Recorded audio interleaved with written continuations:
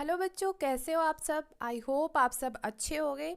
तो हम जैसा कि ज्योग्राफी एनसीईआरटी क्लास 7 को डिस्कस कर रहे हैं। ज्योग्राफी एनसीईआरटी क्लास 6 को हमने पढ़ लिया है और आज हम जिस चैप्टर को पढ़ने वाले हैं वो है हमारा चैप्टर 8, जिसका नाम है मानव पर्यावरण अन्योन्य क्रिया उष्णकटिबंधीय एवं उपोष्ण प्रदेश। मतलब कि हम मानव और जो हमारा पर्यावरण है उनके बीच में जो रिलेशनशिप है, जो अन्योन्य क्रिया होती है, उसको हम यहाँ पे पढ़ेंगे। इसके अलावा जो उष्ण कटिबंधीय क्षेत्र हैं और जो उपोष्ण प्रदेश हैं उसको अच्छे से यहाँ पे हम डिस्कस करेंगे। ठीक है। इस चित्र को अगर हम देखें जिसमें कि विश्व के विभिन्न भागों के निवासियों का चित्र दिया गया है, हमें पता है कि हमारा जो विश्व है वो विभिन्नताओं से भरा हुआ है। यहाँ पे अगर आप देखेंगे सबके अलग अलग कल्चर होते हैं, सबके अलग अलग लैंग्वेज होते हैं, सबका अपना एक जीवन यापन करने का अलग अलग तरीका होता है। कुछ लोग ठंडे प्रदेशों में रहते हैं, कुछ गर्म प्रदेशों में रहते हैं, कुछ गर्म नम वर्षा वनों में रहते हैं। तो इस तरीके से जो जहाँ पे रहते हैं उसके हिसाब से अपने जीवन को सरवाइव करते हैं, उस तरीके से वो रहते हैं। तो चलिए स्टार्ट करेंगे। अमेजन बेसिन में जीवन कि अमेजन बेसिन में किस तरीके का जीवन है, कैसी वनस्पतियाँ वहाँ पे हैं, कैसे वहाँ पे पशु पक्षी हैं, किस तरीके की चीज़ें हैं, ये सब कुछ इसमें पढ़ेंगे। और सीटेट में इसमें क्वेश्चन आता ही आता है, ये श्योर है। ठीक है, तो आप इसको अच्छे से पढ़िएगा। सबसे पहले देखेंगे कि उष्ण कटिबंधीय प्रदेश जो होते हैं वो कर्क और मकर रेखा के बीच में स्थित होते हैं। तो यहाँ पे आप देख सकते हैं ये है हमारा 23.5 डिग्री उत्तर में कर्क रेखा और 23.5 डिग्री दक्षिण में ये है हमारा मकर रेखा। तो कर्क रेखा और मकर रेखाओं के बीच का जो क्षेत्र है ये आप देख सकते हैं, ये उष्ण कटिबंधीय क्षेत्र होता है। तो इस तरीके से हमने समझा कि जो उष्ण कटिबंधीय प्रदेश होते हैं वो कर्क और मकर रेखाओं के मध्य में स्थित होते हैं। भूमध्य रेखा के 10 डिग्री उत्तर से 10 डिग्री दक्षिण के मध्य भाग को हम भूमध्य रेखीय प्रदेश कहते हैं। अमेजन नदी इसी प्रदेश से होकर के बहती है। किस प्रदेश से? भूमध्य रेखीय प्रदेश से हमारी जो अमेजन नदी है वो होकर के बहती है और यह पश्चिम के पर्वतों से निकलकर पूर्व में अंध महासागर में जाती है। जिस स्थान पे कोई नदी किसी अन्य जलराशि में मिलती है उसे नदी का मुहाना कहते हैं। ये चीज़ें मैंने प्रीवियस वाले वीडियोस में भी पढ़ाया हुआ है, क्लास 6 में भी आपका है कि मुहाना किसे कहते हैं। जिस स्थान पर कोई नदी किसी अन्य जलराशि में मिलती है उसे नदी का मुहाना कहते हैं। अमेजन नदी में बहुत सारी सहायक नदियां मिल करके अमेजन बेसिन का निर्माण करती हैं। मतलब कि हम जो अमेजन नदी है उसमें बहुत सारी सहायक नदियां आती हैं और अपने जल को अमेजन नदी में मिला देती हैं और इससे क्या होता है, अमेजन बेसिन का निर्माण होता है। यह नदी बेसिन ब्राज़ील के भागों, पेरू के कुछ भागों, बोलीविया, इक्वाडोर, कोलंबिया तथा वेनेजुएला के छोटे भाग से अपवाहित होती हैं। सहायक नदी किसको कहते हैं? सहायक नदी वो छोटी छोटी नदियां होती हैं जो अपने जल को लेकर के जाती हैं और मुख्य नदी में उस जल को मिला देती हैं। ठीक है, मुख्य नदी अपने सहायक नदियों के साथ जिस क्षेत्र के पानी को बहा करके ले जा रही हैं वह उसका बेसिन या फिर उसे हम जल संग्रहण क्षेत्र कहते हैं। और अमेजन बेसिन विश्व का सबसे बड़ा नदी बेसिन है। ये आप देखेंगे ये ब्राज़ील है आपका, ये आपका अमेजन बेसिन है। और मैप को अगर पढ़ना है तो इसको हम बाद में डिटेल में पढ़ें। अब हम पढ़ेंगे इसकी जलवायु को कि वहाँ का क्लाइमेट कैसा है। अमेजन बेसिन जो कि हमें पता है कि भूमध्य रेखा के आसपास फैला हुआ है और भूमध्य रेखा जब मैंने पहले भी बताया था तो भूमध्य रेखा पे सूर्य की किरणें जो है वो सीधी पड़ती हैं, वहाँ पे गर्मी बहुत ज़्यादा होता है। इसी वजह से यहाँ पे पूरे वर्ष गर्म एवं नम जलवायु बनी रहती है। यहाँ का मौसम दिन एवं रात दोनों ही समय लगभग समान रूप से गर्म और आर्द्र होता है और शरीर में चिपचिपाहट महसूस होती है। इस प्रदेश में लगभग प्रतिदिन वर्षा होती है और वह बिना किसी पूर्व चेतावनी के, क्योंकि यहाँ पे जो हमारा सूर्य है उसका जो प्रकाश है वो सीधा पड़ता है भूमध्य रेखा पे, वहाँ पे वाष्पीकरण भी तेजी से होता है और उन इलाकों में बारिश जो है वो डेली होती है, प्रतिदिन वहाँ पे बारिश होती है। दिन का जो तापमान है वो उच्च एवं आर्द्रता अति उच्च होता है और जो रात का तापमान होता है वो कम हो जाता है, लेकिन आर्द्रता जो है वो वैसे ही बनी रहती है। फिर यहाँ पे अगर हम देखेंगे वर्षा वनों को, इन प्रदेशों में अत्यधिक वर्षा के कारण यहाँ की भूमि पर सघन वन उग जाते हैं। सघन वन मतलब बहुत पास पास जो है वो पौधे उग जाते हैं, तो बहुत सघन वन यहाँ पे होता है क्योंकि यहाँ पे बहुत बारिश होती है।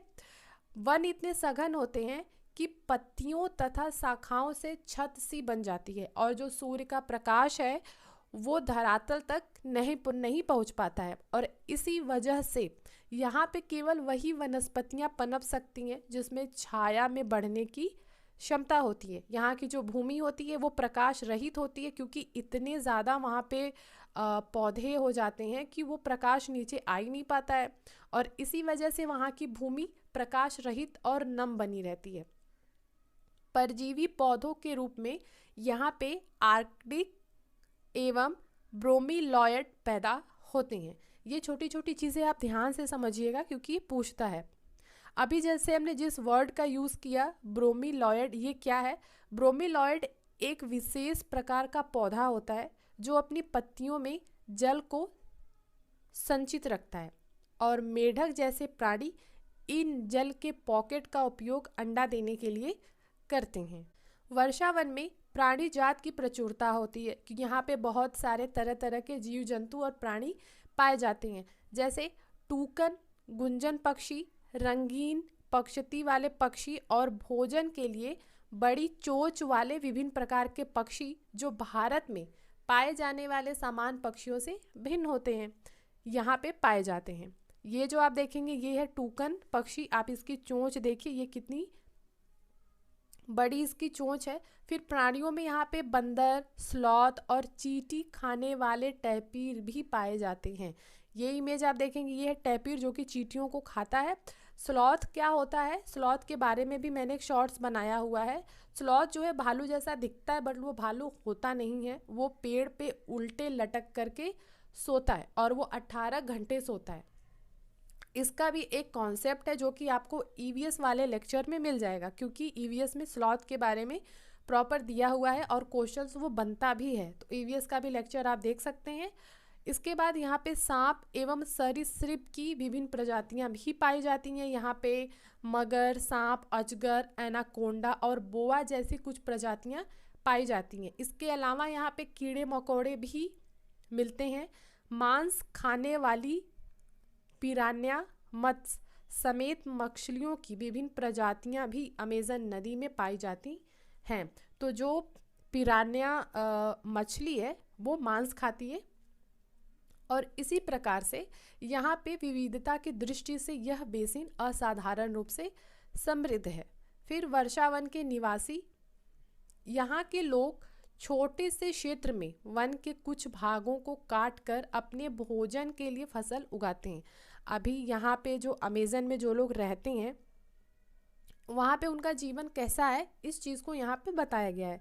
तो यहाँ के लोग क्या करते हैं कि छोटे से क्षेत्र में वन के कुछ भागों को काट कर रहते हैं और अपने भोजन के लिए यहीं पे वो फसल को उगाते हैं। यहाँ के जो पुरुष होते हैं वो शिकार करते हैं, नदी में मछलियाँ पकड़ते हैं, जबकि महिलाएं यहाँ पे फसलों का ध्यान रखती हैं। टैपी योका अनानास एवं शकरकंद उगाते हैं। क्योंकि मछली या शिकार मिलना जो है वो अनिश्चित होता है, इसीलिए ये महिलाएं जो साग सब्जियां उगाती हैं इसी से ये अपने परिवार का भरण पोषण करती है।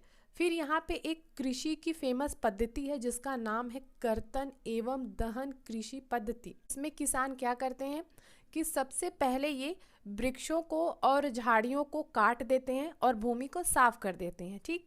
फिर इसको क्या करते हैं, ये जला देते हैं। जलाने से क्या होता है कि जो इनके पोषक तत्व हैं वो मिट्टी में मिल जाते हैं और इस साफ भूमि पर कुछ वर्षों तक ये फसल को पैदा करते हैं। ज़मीन के इस टुकड़े को बार बार प्रयोग करने से मिट्टी में पोषक तत्वों का अभाव हो जाता है तो इसीलिए उस हिस्से को वो छोड़ देते हैं। इसके बाद वो फसल उगाने के लिए किसी दूसरे स्थान को साफ करते हैं और इस बीच जो पुराने खेत हैं जिसको उन्होंने छोड़ दिया है उसमें छोटे छोटे वृक्ष उग जाते हैं और इस प्रकार मिट्टी जो है वो फिर से उपजाऊ बन जाती है। तब ये लोग उस भूमि को फिर से यूज़ कर लेते हैं। ठीक है, तो ये क्या होता है कि इसको कॉन्सेप्ट वाइज आपसे पूछ सकता है, ये स्टेटमेंट आपको दे देगा और उसमें आपको पूछेगा कि इसमें कौन कौन से कथन सही हैं। जैसे एक क्वेश्चंस के लिए अगर मैं बताऊं तो यहाँ पे जो ये दिया हुआ है कि ये लोग वृक्षों और झाड़ियों को काटते हैं, इसके बाद उनको जलाते हैं। ठीक है, यहाँ पे आपको कंफ्यूज करने के लिए बोल सकता है कि वृक्षों और झाड़ियों को ये उखाड़ देते हैं। ठीक है, उखाड़ के फेंक देते हैं, कुछ भी करते हैं, लेकिन यहाँ पे ध्यान दीजिएगा ये वृक्षों और झाड़ियों को उखाड़ते नहीं हैं बल्कि उसको काट देते हैं और काट करने के बाद इसको जलाते हैं। ठीक, यहाँ पे छोटे छोटे पॉइंट्स में ये आपको कंफ्यूज करेगा। जब हम प्रीवियस ईयर करेंगे तो भी ये चीज़ें आपकी क्लियर वहाँ से हो जाएंगी। इसके बाद हम देखेंगे इनका जो मुख्य आहार है वो है मैनी योक, जिसे कसावा भी कहते हैं। ये क्या होता है, ये आलू की तरह ज़मीन के अंदर पैदा होता है। ये चींटियों की रानी एवं अंडकोष भी खाते हैं। कॉफ़ी, मक्का और कोको जैसी नकदी फसल भी यहाँ पे उगाई जाती है। वर्षावन अत्यधिक मात्रा में घरों के लिए लकड़ी प्रदान करते हैं। कुछ परिवार मधुमक्खी के छत्ते के आकार वाले छप्पर के घरों में रहते हैं, जबकि कुछ लोग मलोका कहे जाने वाले बड़े अपार्टमेंट जैसे घरों में रहते हैं जिनकी छत तीव्र ढलान वाली होती है, ताकि वहाँ पे क्योंकि बारिश बहुत हो रही है तो ढलान वाली छत रहने से पानी वो एक जगह पे स्टोर नहीं होगा। अमेज़न बेसिन के लोगों का जो जीवन है अब वो धीरे धीरे बदल रहा है। पहले के टाइम पे क्या होता था कि अमेज़न बेसिन के अंदर जाने के लिए नदी एकमात्र साधन था, उसके अलावा आप उसके अंदर नहीं जा सकते थे। लेकिन 1970 में ट्रांस अमेज़न महामार्ग बनने से यहाँ पे पहुँचना आसान हो गया और अनेक स्थानों पे पहुँचने के लिए हवाई जहाज़ और हेलीकॉप्टर भी यूज़ होने लगे। तो इन सब प्रक्रियाओं से क्या प्रभाव पड़ा कि यहाँ की जो मूल आबादी है उसको उस क्षेत्र से बाहर निकालना पड़ा और नए क्षेत्र में बसाना पड़ा, जहाँ पे वे अपने पौराणिक तरीके से खेती कर रहे थे। क्योंकि बदलाव आएंगे तो बहुत सारी चीज़ों में चेंजेस आते हैं और आप देख सकते हैं कि अभी किस तरीके से ये चीज़ें हो रही हैं। वनों का क्रमिक विनाश हो रहा है। विकास की गतियों के कारण जैविक विविधता वाले जो वर्षा वन है वो धीरे धीरे नष्ट हो रहे हैं।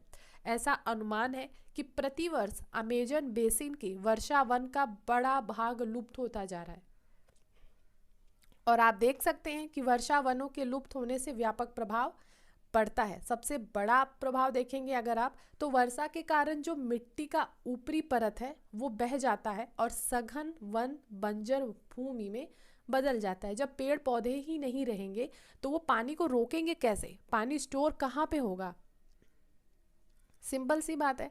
चलिए आगे देखते हैं हम। अब हम पढ़ेंगे गंगा ब्रह्मपुत्र बेसिन में जीवन। जब हमने अमेज़न बेसिन के बारे में पढ़ा तो वहाँ पे भूमध्य रेखीय प्रदेश, इसके अलावा उष्णकटिबंधीय प्रदेशों के बारे में हम जान रहे थे।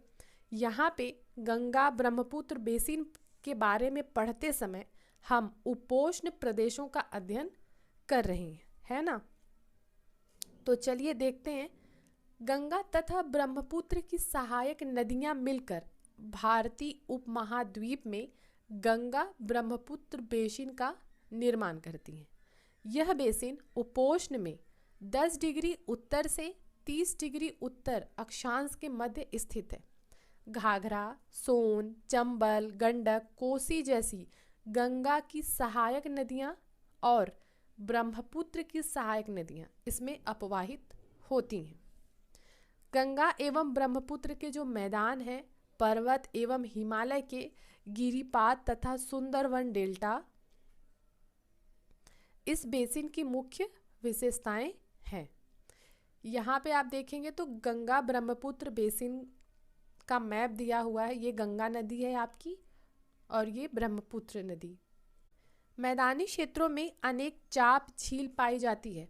चाप झील क्या होता है, हमने ये भी चीज़ें समझी थी, आइए इसको थोड़ा सा और समझ लेते हैं क्योंकि मैंने ये पढ़ाया हुआ है, फिर भी यहाँ पे मैं आपको थोड़ा सा इसके बारे में बता देती हूँ। तो चाप झील के बारे में हमने क्लास 7 के ही चैप्टर 3 में पढ़ा था। यहाँ पे मैंने आपको पढ़ाया था कि विसर्प क्या होता है, तटबंध क्या है, चाप झील क्या है, बाढ़ का मैदान, ये सारी चीज़ें बताइए। तो आइए हम चाप झील को थोड़ा सा और समझ लेते हैं। तो चाप झील क्या होता है, जो ये देख रहे हैं आप, ये नदी है, ठीक है। कोई भी नदी सीधी धारा में नहीं बहती, ये विभिन्न विसर्पों के माध्यम से बहती हैं। कई बार ये विसर्प इतने निकट आ जाते हैं कि ये नदी की मुख्य धारा से कट के अलग हो जाते हैं और इस प्रकार निर्माण होता है चाप झील का। ये जो आप देख रहे हैं ये चाप झील है, पहले ये इसमें था, जिस तरीके से ये लगा हुआ है इस नदी में, उसी तरीके से ये वाला हिस्सा भी इस नदी में ही लगा हुआ था। लेकिन क्या हुआ कि एक टाइम के बाद जो विसर्प हैं वो इतने निकट आ जाते हैं कि नदी की मुख्य धारा से ये कट के अलग हो जाते हैं और चाप झील का निर्माण कर देते हैं। यहाँ की जलवायु मुख्यतः मानसूनी है। कहाँ की? गंगा ब्रह्मपुत्र मैदान की जो जलवायु है मानसूनी है। यहाँ पे वर्षा जो है वो मध्य जून और मध्य सितंबर के बीच में होता है। ग्रीष्म ऋतु में गर्मी और शीत ऋतु में ठंड होती है। बेसिन क्षेत्र में विभिन्न प्रकार की स्थलाकृतियां हैं। जनसंख्या के वितरण में पर्यावरण की मुख्य भूमिका है। तीव्र ढाल वाले पर्वतीय क्षेत्र बसने के लिए प्रतिकूल हैं। मतलब जो पर्वतीय क्षेत्र हैं तीव्र ढाल वाले, वहाँ पे रहना ये अनुकूल नहीं है। क्यों? क्योंकि जो पहाड़ी इलाका है वहाँ पे आपको बहुत सारी दिक्कतें होंगी। इसीलिए गंगा ब्रह्मपुत्र बेसिन के जो पर्वतीय क्षेत्र हैं यहाँ पे कम लोग रहते हैं। तो ज़्यादा लोग कहाँ पे रहते हैं? मैदानी क्षेत्र में। मानव प्रवास के लिए जो मैदानी क्षेत्र है वो सबसे अच्छा होता है, इसीलिए मैदानी क्षेत्रों में जो जनसंख्या है वो बहुत ज़्यादा रहती है। यहाँ जनसंख्या घनत्व अधिक है। अब ये जो वर्ड हमने यूज़ किया जनसंख्या घनत्व, जनसंख्या घनत्व होता क्या है? जनसंख्या घनत्व का अर्थ है 1 वर्ग किलोमीटर क्षेत्र में रहने वाले लोगों की संख्या। मतलब कि 1 किलोमीटर क्षेत्र के अंदर कितने लोग रहते हैं उनकी संख्या को हम जनसंख्या घनत्व कहते हैं। जैसे उदाहरण के लिए दिया हुआ है, उत्तराखंड का जो जनसंख्या घनत्व है वो 189 है, जबकि पश्चिम बंगाल का 1029 और बिहार का 1102 है। तो जो जनसंख्या घनत्व है ये क्यों ज़्यादा होता है और कहाँ पे ज़्यादा होता है? तो हमारा जो जनसंख्या है वो सबसे ज़्यादा आपको मैदानी क्षेत्रों में देखने को मिलेगा। क्यों? उसका रीज़न ये है कि मैदानी जो क्षेत्र हैं वहाँ की मिट्टी जो होती है वो बहुत उपजाऊ होती है। फसल उगाने के लिए वहाँ पे समतल भूमि मिल जाती है और यहाँ के लोगों का मुख्य व्यवसाय भी कृषि है। यहाँ की जो मुख्य फसल होती है वो होती है धान। धान की खेती के लिए पर्याप्त जल की आवश्यकता होती है, इसीलिए ये उसी क्षेत्र में उगाया जाता है जहाँ पर अधिक वर्षा होती है। यहाँ पे उगाए जाने वाले अन्य फसलों में गेहूँ, मक्का, ज्वार, चना, बाजरा है। गन्ना और जूट जैसी नकदी फसलें भी उगाई जाती हैं। मैदानों के कुछ क्षेत्रों में केले के बागान भी होते हैं। पश्चिम बंगाल एवं असम में चाय के बागान मिलते हैं। बिहार एवं असम के कुछ भागों में सिल्क के कीड़ों का संवर्धन कर सिल्क का उत्पादन किया जाता है। मंद ढलान वाले पर्वतों पर, पहाड़ियों पर वेदिकाओं में फसलें उगाई जाती हैं। ये वेदिकाएं क्या होती हैं? वेदिकाओं का निर्माण खड़ी ढलानों पर समतल सतह बनाकर कृषि करने के लिए होता है। ढलान को इसलिए हटाया जाता है कि जल का प्रवाह तीव्रता से न हो। तो वेदिकाओं का निर्माण होता है, जो पर्वतीय इलाके होते हैं वहाँ पे ढलान होता है और ढलान होने से क्या होता है कि जो बारिश का पानी है, जो पानी है वो वहाँ पे स्टोर नहीं हो पाएगा। वो पानी ढलान से क्या होगा, नीचे आ जाएगा और फसलों को पानी मिलेगा ही नहीं।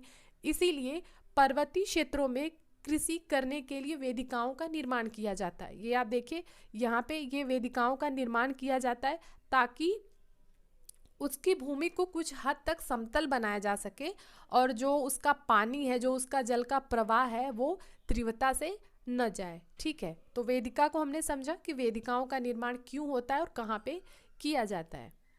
गंगा ब्रह्मपुत्र के मैदानों में आपको सागवान, साखू एवं पीपल के साथ उष्णकटिबंधीय पर्णपाती पेड़ भी मिलेंगे। ब्रह्मपुत्र के मैदानी क्षेत्रों में घने बांस के घने झुरमुट पाए जाते हैं।